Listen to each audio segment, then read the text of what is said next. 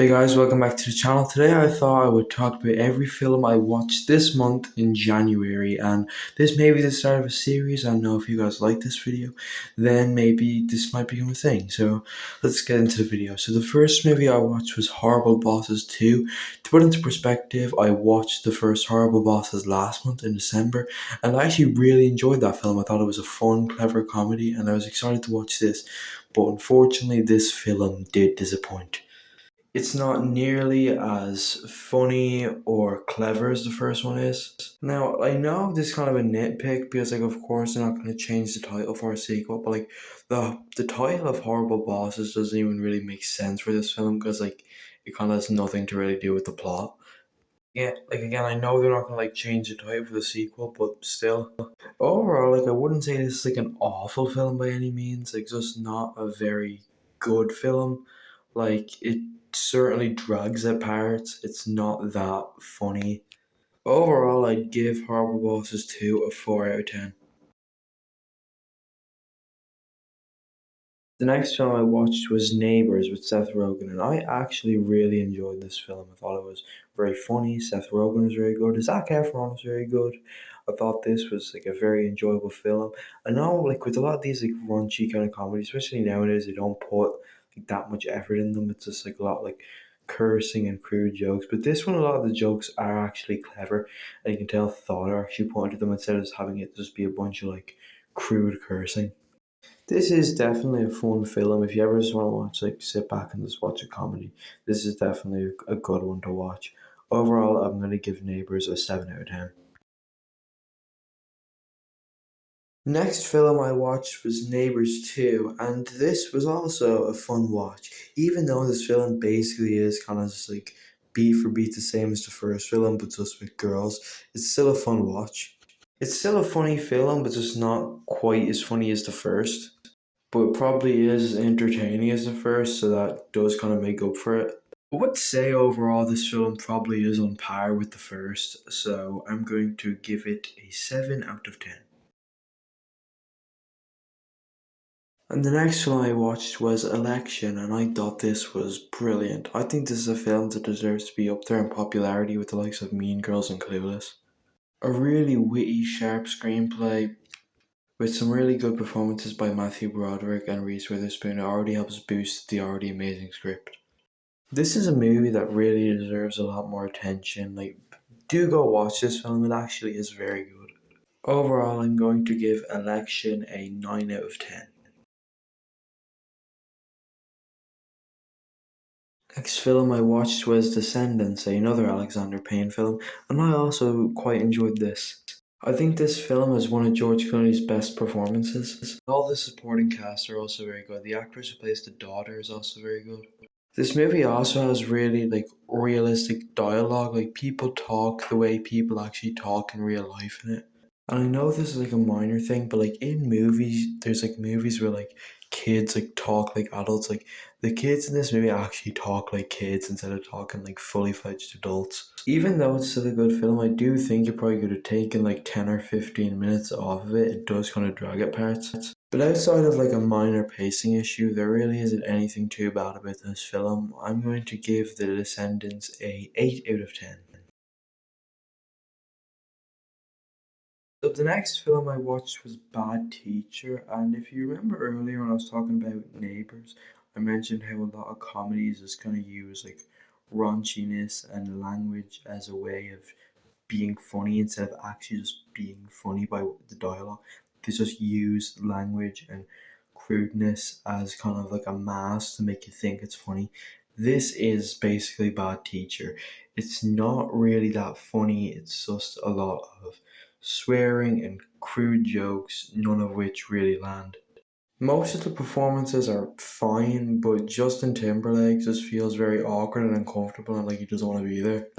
Now I know you don't go into like movies like this expecting like Roger Deakins cinematography, but this is such a visually ugly movie. It's so bland looking. The lighting is fucking atrocious. Like like as I said, of course you're not gonna get like Roger Deakins stuff on this kind of movie, but like still it's pretty bad looking. Bad Teacher is, no pun intended, pretty bad. A few of the jokes work, so I'm gonna give it a 3 out of 10. Next film I watched was Mean Girls, and I actually quite enjoyed this film. It's funny and witty, and I know it's kind of weird to say about a film like this, but actually it's quite well written. Even though I wouldn't say like I love it as much as a lot of people do, I can definitely see why people love this film so much. And about how people are still talking about this film and quoting it 20 years after it released. Overall, Mean Girls is good. You should watch it. You probably already have seen it because like everyone's seen it, but yeah, it's a good film. I'm gonna give it a 7 out of 10. Next film I watched was Danny Boyle's 127 Hours, and I thought this film was quite good. This film is probably one of the most like tense, grueling films I've ever seen. This movie really like immerses you in it in a sense. Like maybe this is just me because I kind of have claustrophobia, but like the way like you kind of start to feel like claustrophobic while watching it. And even though most of this movie is just this guy trying and failing to get this rock off of his hand, it's still like not boring as you probably a lot of people would expect it to be. Like it's interwoven with a lot of like flashbacks to his personal life and all, but still, it's a very riveting watch.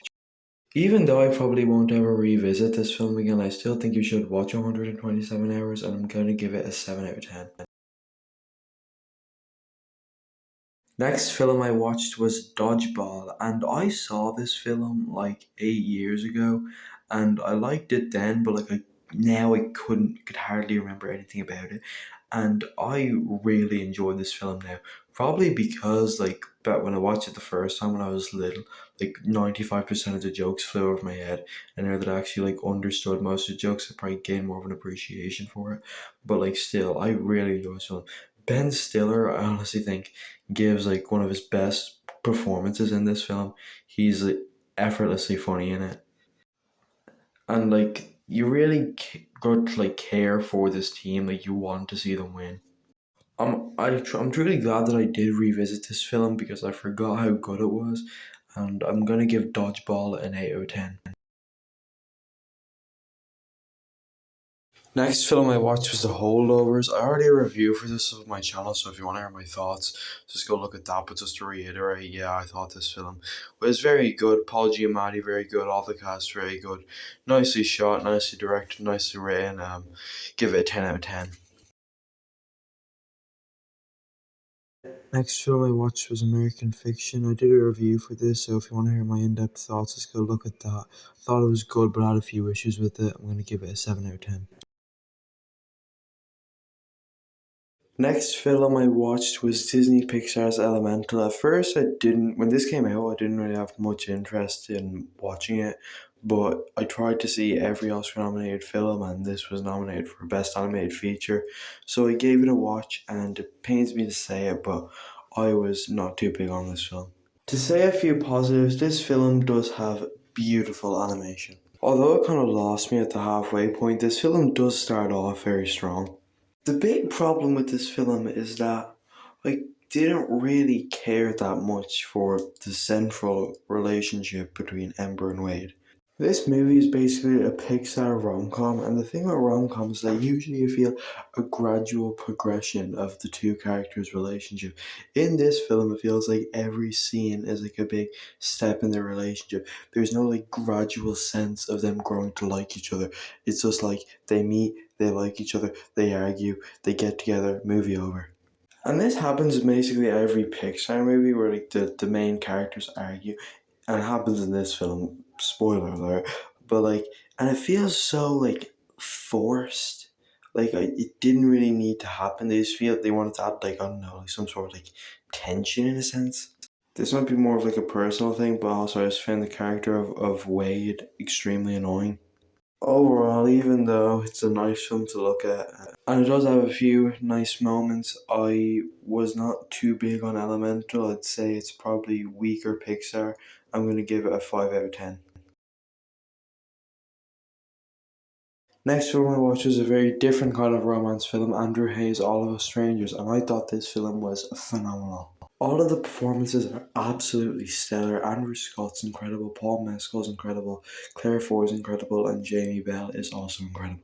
This film probably is one of the best scripts of last year. The dialogue in this is like poetry. The cinematography is also beautiful. There's a lot of shots in this film that are like overlooking cities, and those are all like incredible. I think this film deserves to be getting a lot more attention just based off like people in general, and also in terms of like the awards. This film didn't get got a few BAFTA nominations but didn't get a single Oscar nomination, and I feel like it would be deserving of quite a few Oscar nominations, including a Best Picture nomination. Overall, I would give All of Us Strangers a 9 out of 10. Next film I watched in my journey of trying to watch every Oscar nominated film was Rustin. This film is up for Best Actor for Colman Domingo, and I thought Colman Domingo's performance was absolutely phenomenal. I can totally see why he was nominated. I had some issues with the film itself. My big major issue with the film is its pacing. This film feels 20 minutes longer than it actually is. Another issue I had with the film is like the film visually is uninteresting, and the film's visual look just kind of makes it feel like a TV Lifetime kind of film. As I said earlier, the thing that brings this film together is Colman Domingo's absolutely stunning performance. I honestly think that he delivered one of the best performances of last year. That's how good he is in this film. This film truly had the potential to be a phenomenal film. It's based off an incredible story that I don't think enough people are aware of. But the issue with the film is just how they execute the story. Even though I don't think this is a great film itself, I still do think it's worth a watch just for Colman Domingo's performance alone. I'm going to give Rustin a 6 out of 10.